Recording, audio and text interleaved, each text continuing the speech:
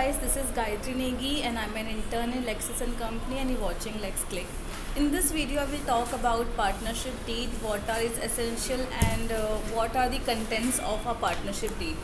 So, a partnership deed is defined under Section 4 of the Partnership Act 1932, which states that a partnership is a relationship made between two individuals who have agreed to share the profits of a business that has been carried on by all or any of them who was acting for all.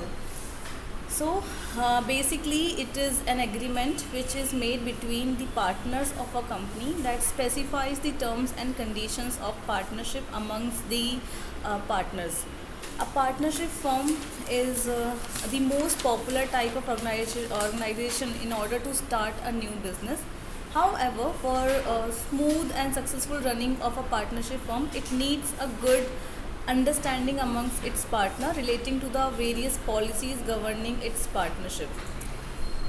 What are the factors required to form a partnership deed? So the major factors could be a partnership. First is partnership deed is mostly said to be a contract that is made between the partners of a business. This binds each and every one of them in a legal relationship between the partners.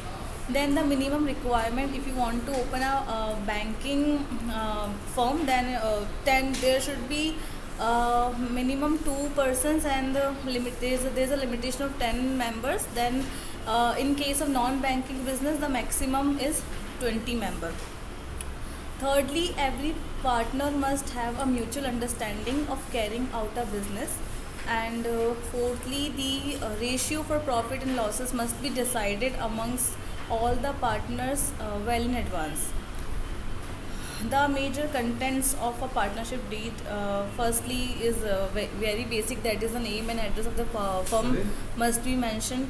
Then, business is to be carried out by the partners of the company must be in that deed.